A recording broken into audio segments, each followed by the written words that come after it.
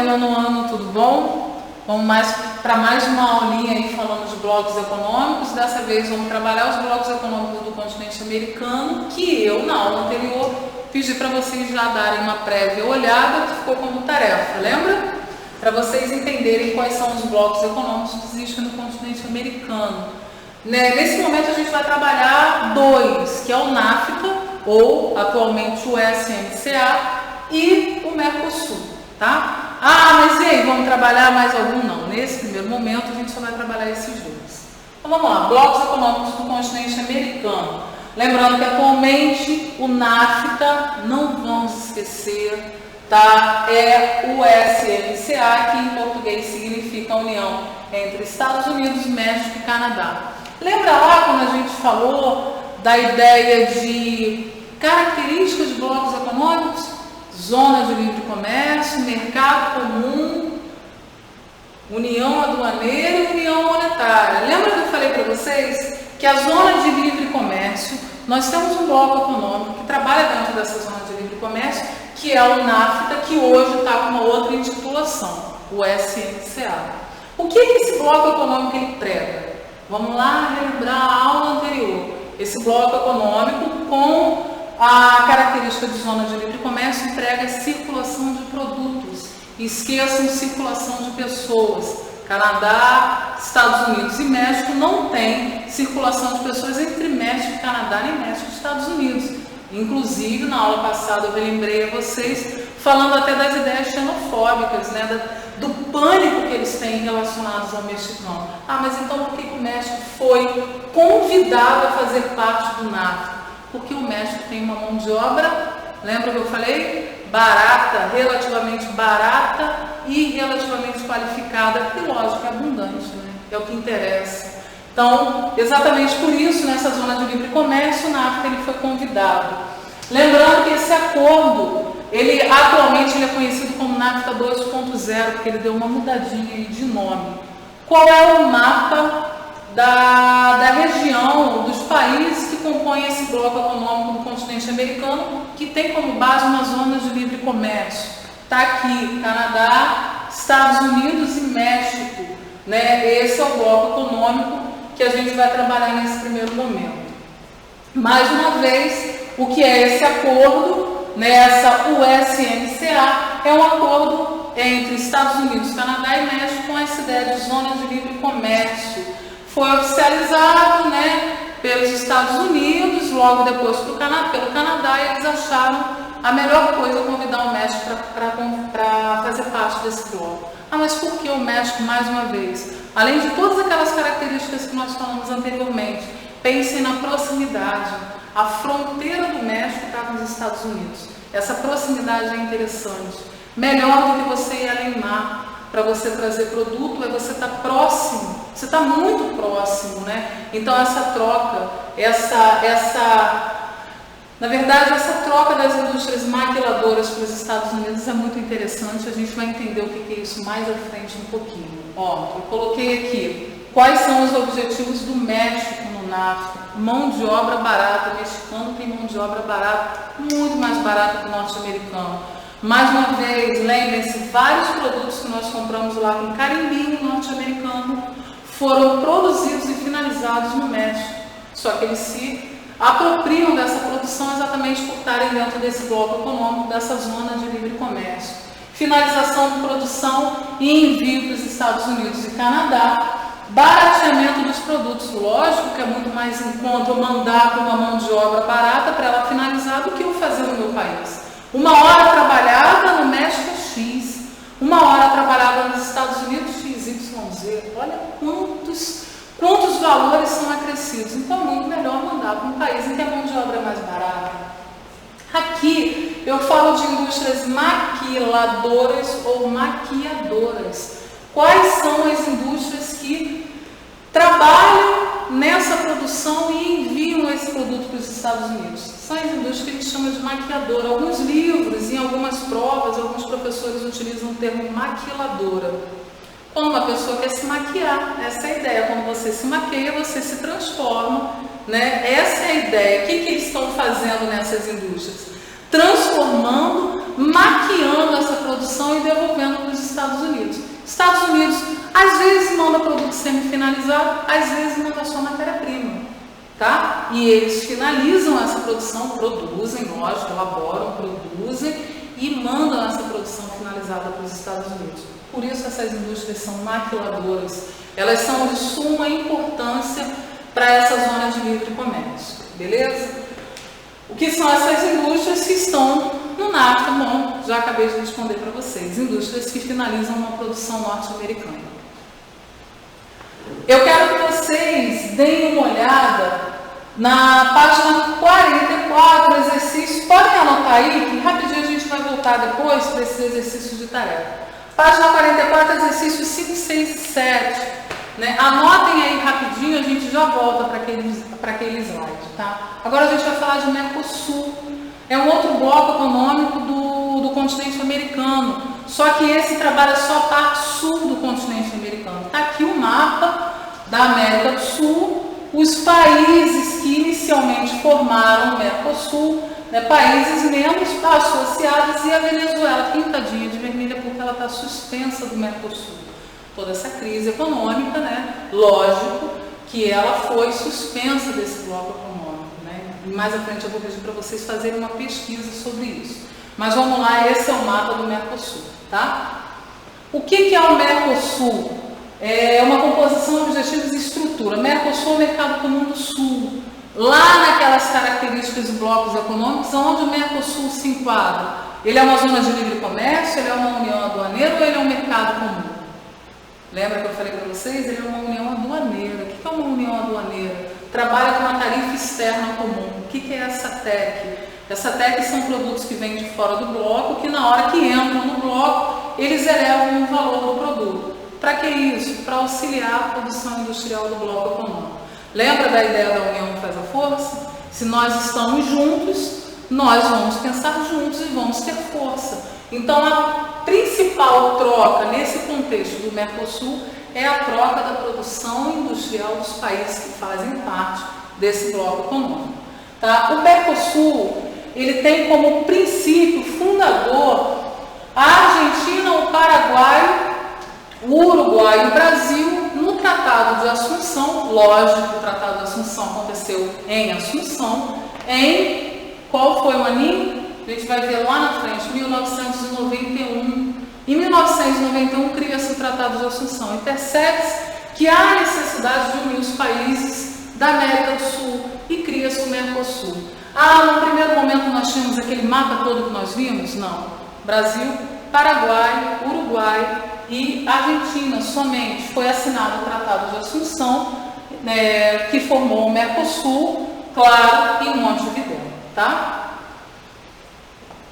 O Tratado de Assunção, ele teve como ponto focal, como ponto fundamental a união econômica desses países. Mas a união econômica tendo como base, não esqueçam, uma união aduaneira.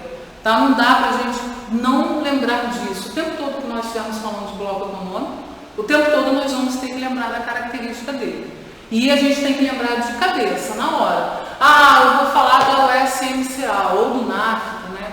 Ele é o quê? É uma zona de livre comércio. Mas quando eu for trabalhar na União Europeia, ele é um mercado comum. Mas agora eu estou trabalhando o Mercosul, uma união aduaneira. Qual é o princípio básico? Troca básica de produtos. Quantos produtos nós compramos que está lá? Vem da Argentina, vem do Paraguai, vem do Uruguai. Quantos produtos nós mandamos também?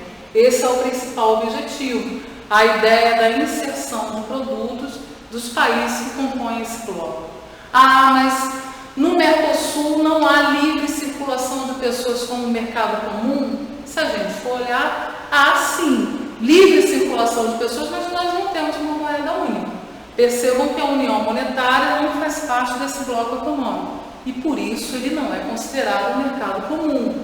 Ele seria um mercado comum se nós tivéssemos uma união monetária. Quando nós vamos para qualquer país que compõe o Mercosul, a gente precisa passar por uma alfândega? Precisa. Mas a gente sabe que a criticidade de passagem, ela se torna mais tranquila quando eu mostro o passaporte que eu sou do Mercosul. Eu tenho uma entrada mais tranquila, né? Percebam que quando a gente vai para fora do país, não, já existe para fora do país que eu falo para fora do bloco. a gente já tem alguns critérios muito mais rigorosos para essa passagem.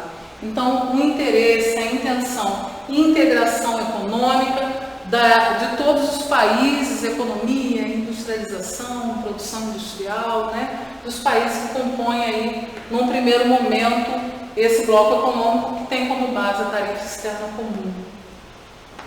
Quais são os participantes do Mercosul?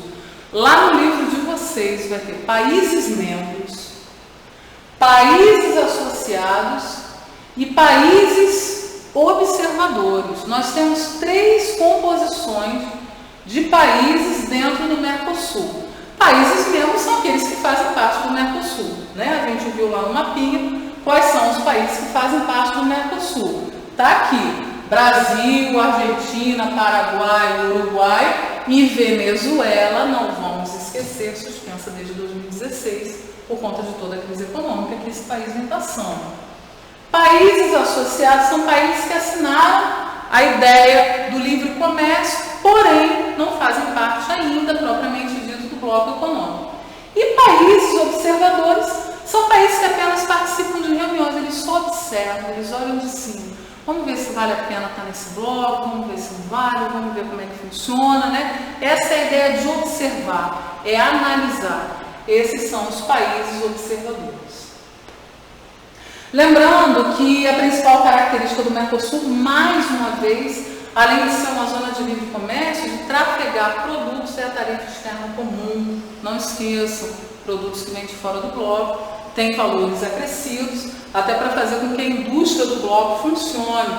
Livre circulação de pessoas, produtos e a ideia da união aduaneira. Qual é a importância de estar no bloco econômico? Redução de tarifa alfandegária.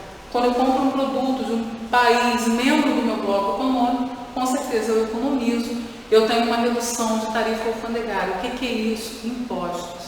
Toda vez que um produto sai de um país para o outro, ele passa por uma sequência de impostos. E quando eu estou no bloco econômico, isso é reduzido. Tá bom?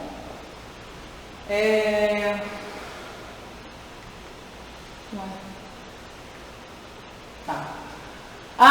Outra coisa extremamente importante no Mercosul é a circulação de turistas, principalmente argentinos, né? Nós temos essa relação argentinos no Brasil, brasileiros na Argentina. Vocês já perceberam que a indústria do turismo é uma indústria de relevância econômica, de suma importância, para o Brasil muito importante.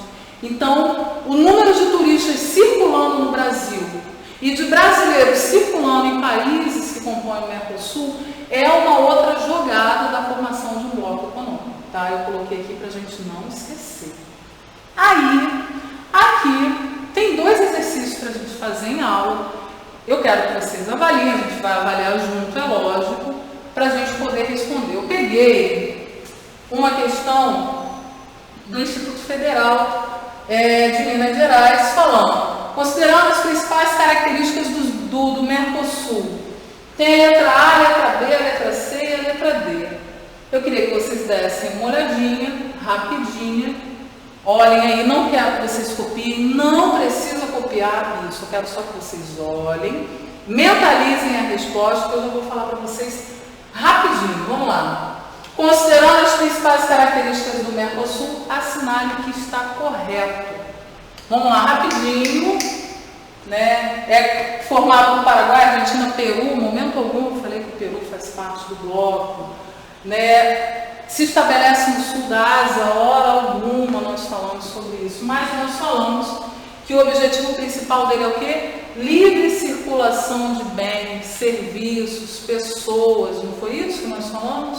Portanto, daqui a resolução é a letra D, tá bom? Então, da questão número 1 a gente tem a letra D como resposta. Na questão número 2, sobre o mercado comum, Mercosul, que é o mercado comum no sul, é importante ou é correto afirmar que é o principal bloco econômico do mundo?